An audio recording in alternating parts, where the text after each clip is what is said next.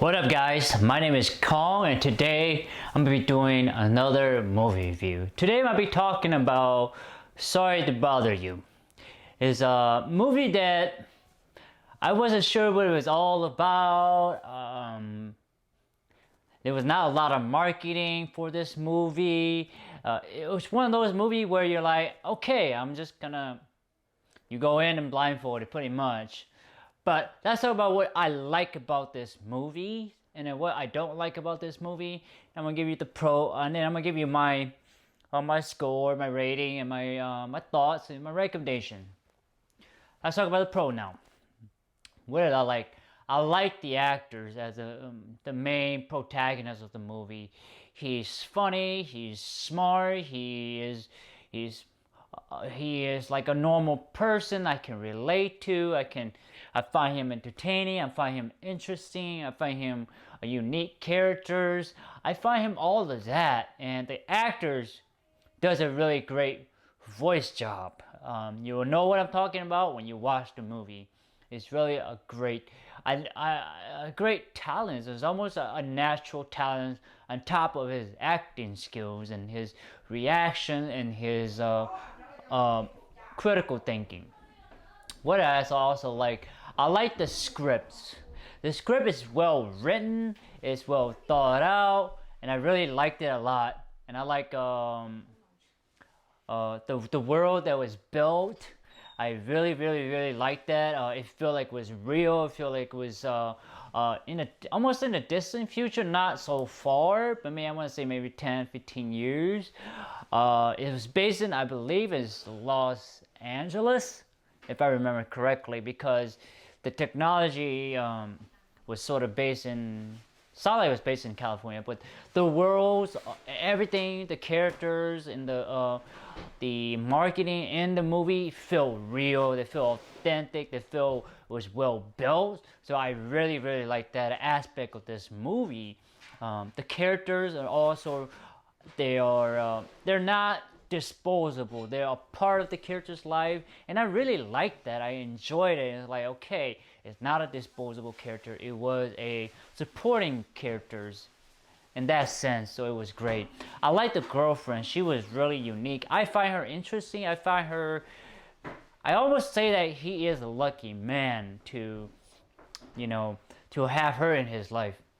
What did I also like? I like that we see our main character, our main protagonist, his low. If we see his low, then we see his high, then we see his low again, then we see his up again. So I like seeing that kind of a journey because I'm going with the characters. I'm part of the character's journey.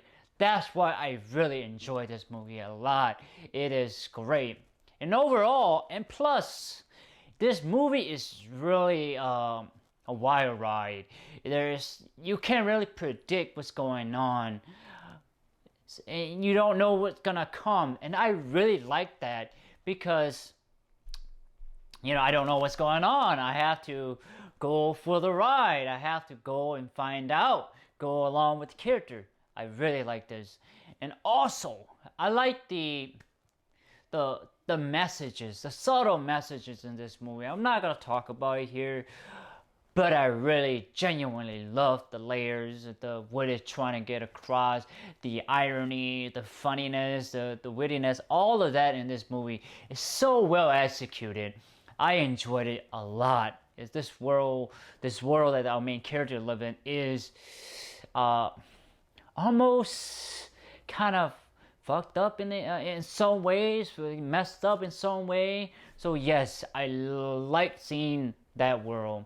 I kind of repeating myself here, but I liked it a lot.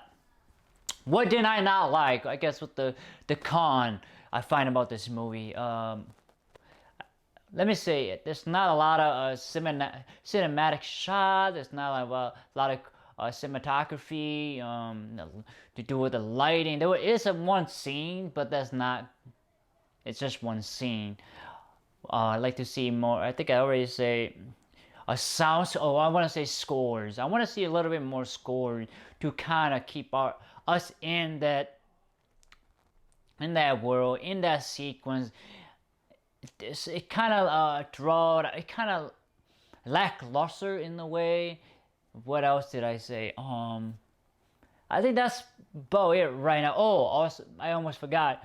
There's no true villain in this movie. The villain are something else, and I will mention it in my other videos when I do get to that point. But there's no true villain in this movie. The true villain is ambiguous. Is not a person. Is an entity. So behind is led by one person. So it's not clear cut as night and day. So that's one thing I kind of didn't really like, but it was okay. I was fine because the director got the message across, and the actor managed to show it to us, to the audience, that this is the villain, supposedly villain. So I forgive this, that there wasn't a real, true villains. There is true villain or true cruelness, evilness. It is obviously there. So I'm just being nitpicky about this movie. Just me being nitpicky about this movie. But overall, I find this movie, again, entertaining, funny, smart. It was, you kind of question it a little bit. And it was strange, it was bizarre. It was all of that. It was like, you going down the rabbit hole. You are Alice going down the rabbit hole. It's just like, what the, you roll on it and you're like, what's going on? And I like that experience, just to see other characters go through that, their experience, and you experience the same thing. You're like, what the fuck is going on? What's going on? You're questioning the same thing as the main characters questioning. Like, you're like, what the heck? You're like in it, in the scenes and everything. Is I love this movie a lot. I enjoy it a lot. To me, I feel like this is a filmmaker's film. If you get what I'm saying. What I mean by that is that this movie is a creative movie. It's not a Hollywood movie. This is a film director's movie. He envisioned everything that need to be happening in these movies. For example, some of the great movies that have great layering, great message, great subtleness, it would be like Pan's Labyrinth, Saving Private Ryan. What else? Blade Runner 40, the original Blade Runner, and Blade Runner 2049. What else? V for Vendetta. These are movies that some of these movies are popular, but these are The Matrix. That's one of them. These are the movies that normal Hollywood don't produce, and the movie goes on to be cult favorites, become a cult movie that people knows about and people talks about it. And I believe that this movie, I hope and I praise that it's become one of those movies, because it does have those deep meaning and deep message in the movie. It gets you thinking. It poke fun of the current event that's going on. And I truly like that. It's mean that the director is really smart, and he's really, on top of the writing, on top of news, and so those kind of things. That's really, that's what I mean by a filmmaker's film. Is you get his entire vision, most of his vision, his idea, and his thought and his opinion about the society. And this is what this movie kind of shows this director's vision. So that's why I really like this movie. It's a personal film for the director, I believe, and for us also, and for the main character. So that's why I truly enjoyed this movie a lot. I really did. As time is as bizarre as it is, I enjoyed it. And now, what was the rating I give this movie? I give this movie an 8 out of 10. A strong 8 out of 10. I truly enjoy this movie. I can't tell you guys enough. I really do. It's a great movie. It's a great movie that talk about social commentary, talk about a lot of things, and you have to go see it to know what I'm talking about. An 8 out of 10, guys. Seriously, you have to go see this movie. It's one of those movies that I find that are really great so far.